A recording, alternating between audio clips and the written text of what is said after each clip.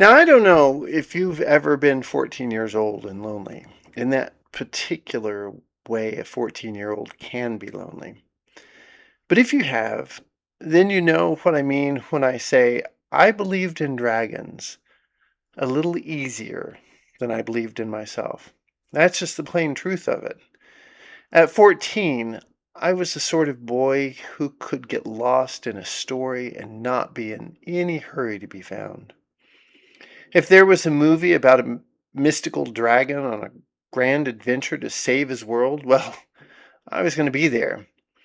I didn't need much convincing.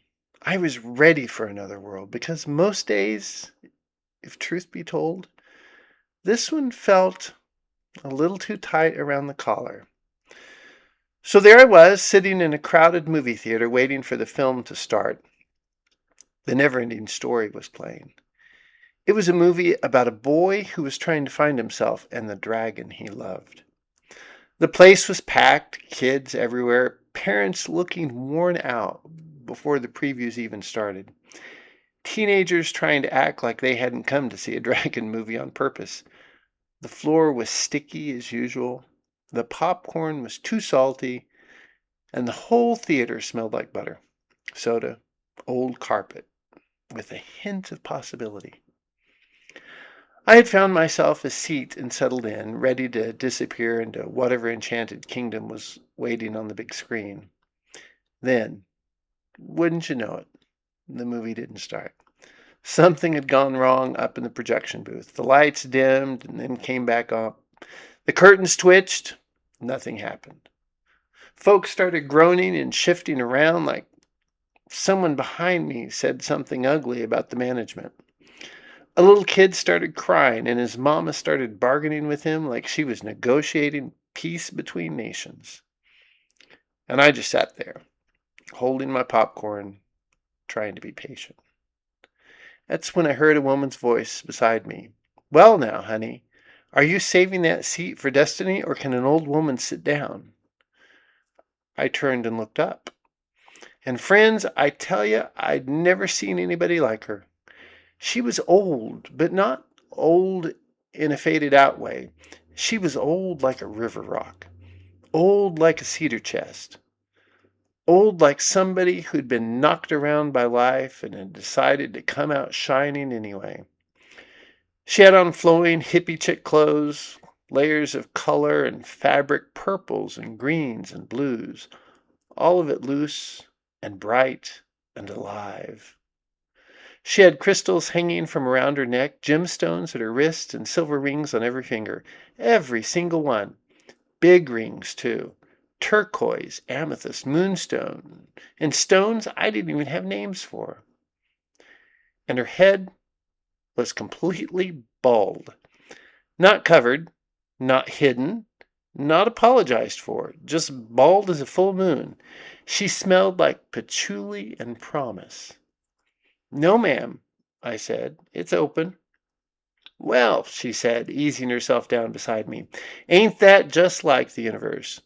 Now, I don't know what to say to that. At 14, I wasn't used to people talking about the universe like it was an old friend who might show up late but usually brought snacks. She looked me over, not in a nosy way, but in the way some people look at you when they're really seeing you. What's your name, old soul?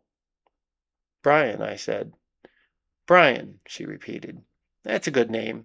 Has some weight to it. I nodded like I understood, though I surely didn't.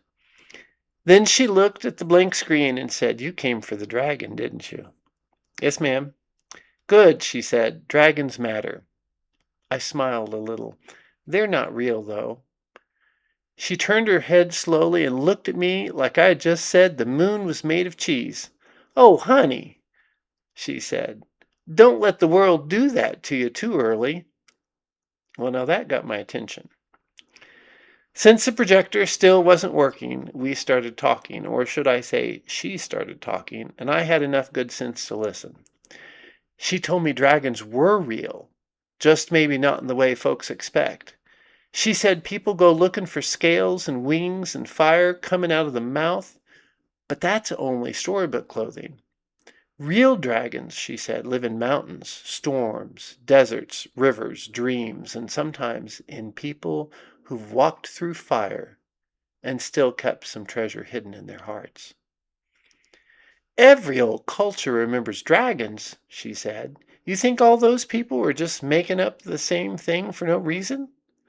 I I don't know, I said. Good, she said.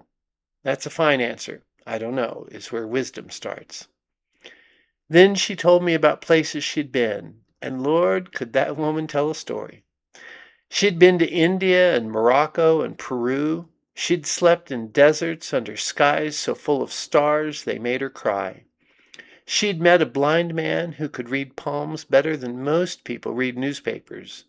She'd known a woman in New Mexico who talked to ravens and claimed they talked back. She'd sat with monks, dancers, healers, drunks, poets, liars, saints, and one man in Greece who swore he'd once been cursed by a jealous fisherman, and 3 cats. I don't know how much of that was true. That didn't seem to be the point. Some stories are true because they happened. Other stories are true because of what they speak to us. She held up one of the stones around her neck and told me it was clear quartz. It amplifies energy, she said. Like a radio? I asked. Her whole face lit up, exactly like a radio, only the music's older. And then she started telling me about crystals. Amethyst for peace, rose quartz for love, black tourmaline for protection. She said stones remember the earth better than we do. She said everything carries memory if you learn how to listen. Now, I was 14, so naturally I wanted to act like I was too smart to believe all this. But I wasn't too smart. I was just young and afraid of looking foolish. And there was something about her that made foolishness feel like a doorway instead of a crime. Then she said, just as easy as if she were telling me the popcorn was overpriced, I'm dying, you know. I looked at her. She pointed toward her bald head. Cancer, she said, terminal. That's what doctors call it when they've run out of pretty words. I didn't know what to do with my face. I'm sorry, I said. She patted my arm. Don't be sorry, sweetheart. I've had a magnificent ride. The theater kept buzzing around us. People were still complaining. Kids were still restless. Somewhere up above, some poor soul was fighting with a projector like Jacob wrestling with the angel. But right there in those 2 seats, time slowed down. She told me she didn't call it dying. I call it my release, she said. Release from what? This body mostly. Pain, needles, appointments, people whispering in kitchens, folks looking at me like I'm already halfway gone. Are you scared? I asked. She smiled, but not like the question was easy. Of course I'm scared. Anybody who says they're not scared of death is either pretending to be holy or being foolish or trying to comfort somebody. But I'm curious too, and that helps. Curious? Sure, she said. I've traveled everywhere I could get to in this life. Seems a shame to stop looking forward to a new journey now. I didn't have an answer for that. Then she turned in her seat and looked right at me. And I mean she looked at me. Not at the awkward boy in the movie theater. Not at my age, or my clothes, or my haircut, or whatever shy little shape I was trying to hide inside. She looked at me like she was seeing some long road I hadn't walked yet. Then she said it. You're such an old soul, Brian. Nervous laughter sprang from me unbidden, probably because I didn't know what else to do. No, I mean it, she said. Do you know that? You're ancient. I'm 14. She waved her hand like that was a minor paperwork issue. That's just the package you came in this time. Well, what do you say to that? She leaned closer, and all those crystals around her neck clicked together softly. You carry questions, she said, big ones. You feel things under things. You notice sadness even when nobody says its name. That can be a gift, but you've got to be careful with it. Careful how? Don't let it make you hard, she said. Old souls can get tired early. They can start mistaking weariness for wisdom. Don't do that. Stay tender. Stay strange. Stay amazed. I looked down at my popcorn because honestly, it was either that or cry. And a 14-year-old boy would rather wrestle a bear behind the county fairgrounds than cry in front of a stranger. Then the lights flickered. Everybody cheered. The projector finally came to life and the screen filled with color. The dragon appeared. Now, I remember the movie, but not nearly as well as I remember her. I remember wings and fire and danger and some great quest to save a world that was falling apart. But mostly, I remember sitting beside that old, bald hippie woman with silver rings on every finger, her crystals catching the movie light, her face glowing blue and gold and green as the dragon flew across the screen and tears skipped past her smile. She looked less like somebody dying and more like somebody being slowly turned into light. When the movie ended, folks started filing out, blinking and stretching, like they'd just returned from a long flight from another country. I turned to say goodbye. She was already gathering her scarves. "It was nice to meet you," I said. She smiled. "No, Brian, it was necessary." Then she pressed something into my hand, a small purple stone, an amethyst. "For remembering," she said. "Remembering what?" She grinned.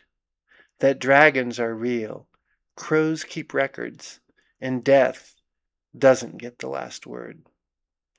Then she walked off into the lobby, her hippy-chick wraps fluttering like butterfly wings under the lights, smelling of patchouli, promise, and peace.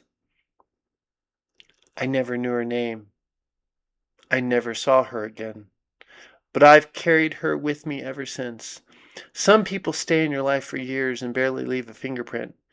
Others sit beside you in a movie theater for one broken projector evening and mark you for life. That old woman taught me something before I even knew I needed teaching. She taught me wonder isn't childish. She taught me that a person can face death wrapped in silk scarves, courage in her bones, and gratitude still burning in her heart, smiling for the release of it all.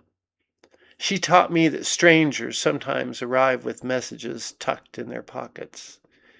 And she taught me at 14 years old, while waiting for a dragon movie to start, that the world is a whole lot stranger, deeper, kinder, and more enchanted than most folks are brave enough to admit. I still carry that amethyst with me to this very day, and every time I get a whiff of patchouli, I think of her and smile.